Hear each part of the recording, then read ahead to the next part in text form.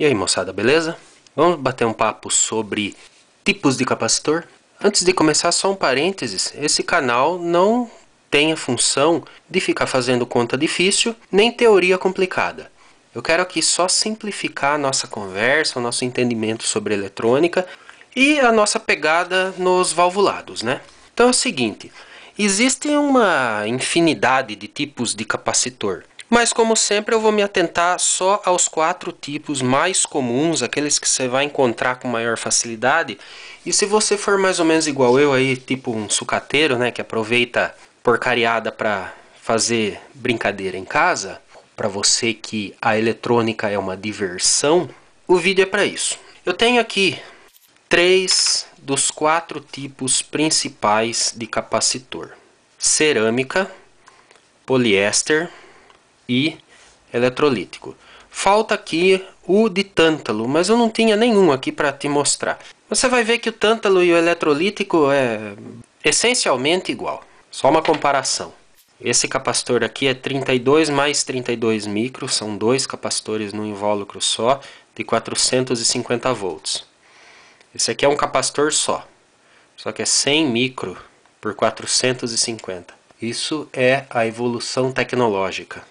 Eu tenho aqui alguns capacitores antigos que eu tirei de um rádio a válvula que estou restaurando.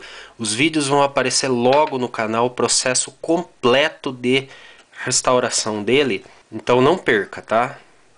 Esse aqui é um capacitor a óleo que caiu em total desuso. Ainda acho alguma coisa, mas eu não sei nem se fabrica ainda. Ele historicamente não é grande coisa, viu? Não é um capacitor bom. Vaza rápido, ele te deixa na mão aí numa velocidade meio rápida.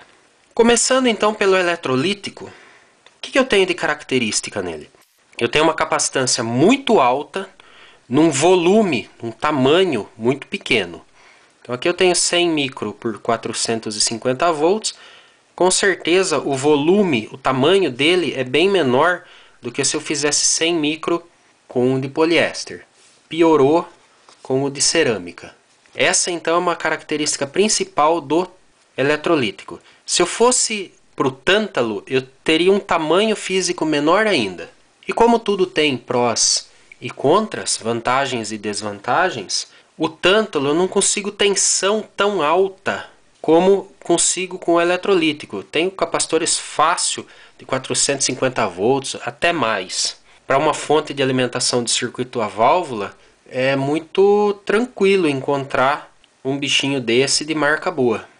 Já quando eu quero tensão alta e não tenho tanta necessidade de capacitância, o de poliéster é interessante, porque outra desvantagem do eletrolítico é o fato dele, a vida não ser tão longa. Aqui dentro é líquido, isso seca com o passar dos anos e ele vai te deixar na mão. Ou a capacitância acaba, passa a ser um nada no seu circuito, ou pior, ele entra em curto e aí queima alguma coisa junto com ele. Já os secos, poliéster, cerâmica, não tem esse problema. Eles envelhecendo não vão perder suas características. Não vai perder a capacitância, não vai entrar em curto, desde que em funcionamento normal, vai continuar tranquilo. Com a desvantagem de não ter capacitância tão alta. E a diferença entre poliéster e cerâmica? Aí a gente precisa conversar um pouco mais, que é o motivo principal desse vídeo aqui. Por que esse capacitor é bom para frequências baixas e por que esse capacitor aqui é bom para frequências altas? Por que esse aqui não presta para frequência alta? Por que esse é bom? Por que o eletrolítico também não é bom para frequência alta? Vamos ver o porquê. Só que para ver o porquê, a gente tem que entrar dentro da peça. Esse carinha aqui, se você já teve a curiosidade de abrir, por que ele tem esse formato de uma balinha? Porque no processo de construção é feito 2 fitas, provavelmente de alumínio, coberta, isolada com uma camada de plástico do tipo poliéster, por isso que tem esse nome. Para que ele ocupe menos espaço, essas fitas são enroladas no formatinho de um rocambole. Então pega uma lâmina de alumínio, uma lâmina de eletrólito, outra lâmina de alumínio, enrola todo mundo, ele vai tomar esse formato. Beleza. Isso aqui não lembra o formato de um outro componente eletrônico? Para quem não percebeu, isso aqui parece uma bobina. E não só parece, isso aqui toma a função de um indutor. Se você não perdeu a aula de eletrotécnica lá no seu curso de eletrônica, o indutor não é bom para frequências altas. Quanto maior a frequência, menos ele conduz, ou seja, a reatância indutiva é maior. Por esse motivo, esse formato de rocambole que tem nesse capacitor e nesse aqui também, isso atrapalha a performance dele em frequência alta. Ou seja, o capacitor, quanto mais alta a frequência, mais ele conduz. Legal, só que tem uma indutância parasita nesse componente que faz com que jogue contra. Quanto maior a frequência, menor a reatância capacitiva. Era para ele conduzir mais. Só que a reatância indutiva começa a entrar na jogada e começa a aumentar a resistência desse carinha, a resistência interna, ou seja, a tal da impedância. Com isso, quanto mais alta a frequência, menos esse cara responde. Para quem já montou transmissor de FM, as revistas sempre falam, não use esse capacitor, use o de cerâmica. Porque esse danadinho de cerâmica é construído assim. É uma placa, mais uma placa, a cerâmica está no meio, sai um terminal aqui e outro aqui. Então praticamente não existe indutância parasita. Esse capacitor responde muito melhor para frequências altas simplesmente por causa do formato dele, do formato construtivo. Ele tem essa pecinha aqui, que é bem capaz que seja alumínio, é um disquinho. Então ele fica com esse formato de lentilha aqui, justamente pela forma construtiva. O terminal é soldado aqui do ladinho dele. Assume esse formato. Existem os capacitores de cerâmica multicamada, que já provavelmente é SMD. E o fabricante toma o cuidado de não fazer o formato de rocambole. Coloca as camadas aqui. Eu tenho diversas placas e tudo isso dentro de um invólucro bem pequenininho. E um último parâmetro bastante interessante que você leva em consideração na hora de um projeto é a fuga interna. Para entender bem o que é isso, se você pegar um capacitor de valor bem alto, tipo 4700 micro, carrega ele, cuidado com a polaridade, carrega e mede imediatamente no multímetro. Mede ali por 1 segundo no máximo, porque o próprio aparelho vai consumir essa tensão. Quantos volts tem ali? Anota esse valor. Daqui 5 minutos volta e mede de novo. Quantos volts vai ter? Se é que tem alguma coisa. A tensão some sozinha, porque esse cara foge tensão de uma placa para outra por ser eletrolítico. O de tântalo, o efeito é menor. Já esses carinhas aqui preservam a tensão durante muito tempo, por muitas horas inclusive. Só é mais chato de medir porque, como carrega muito pouco, é mais complicado de você medir com o aparelho. E como o próprio multímetro consome um pouco, você vai ser enganado. Mas essa é a realidade. Depois tem outros fatores, como velocidade de carga e descarga, que é um parâmetro que chama resistência interna. Isso é importante em fontes de alta performance, quando você precisa entregar muitos amperes em pouco tempo, o capacitor tem que estar disponível para isso. Mas aí é assunto para uma outra conversa, para um outro dia, né? Para um outro vídeo. Resumidamente, é isso que eu queria contar para você. Para dar um exemplo, esse aparelho aqui é uma chamada de ponte LCR, L de indutância, C de capacitância e R de resistência.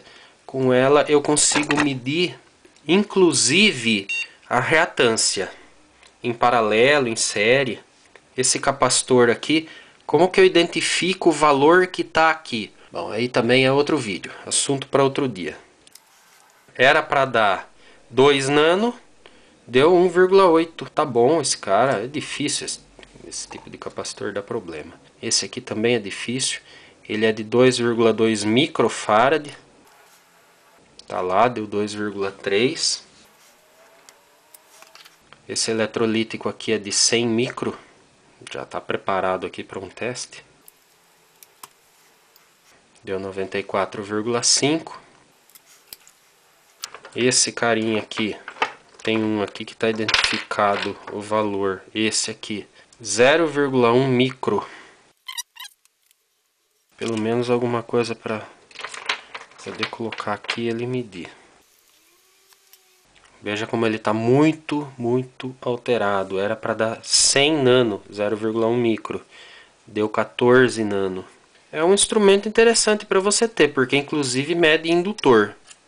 Ah, e falando em indutor, você vai ter as mesmas complicações com relação à frequência.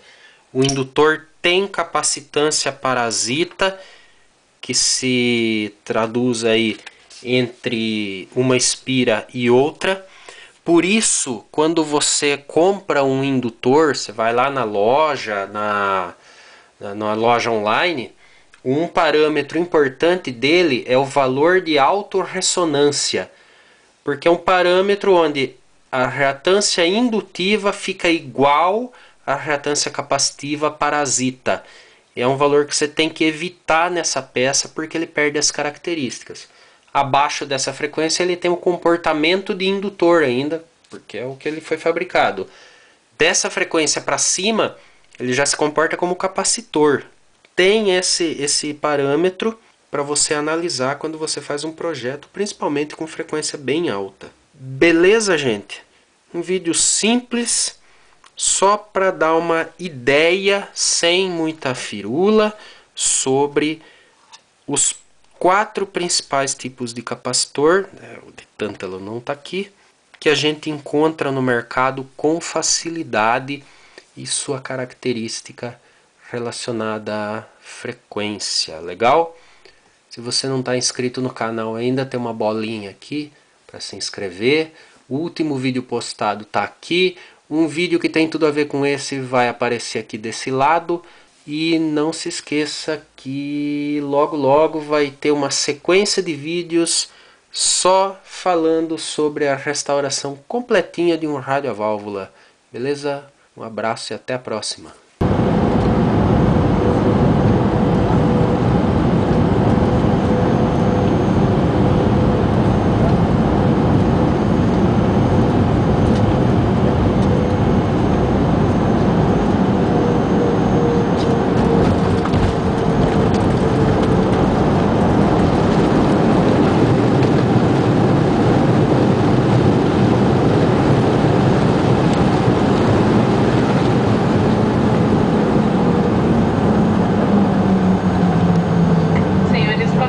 Sejam bem-vindos a São Paulo.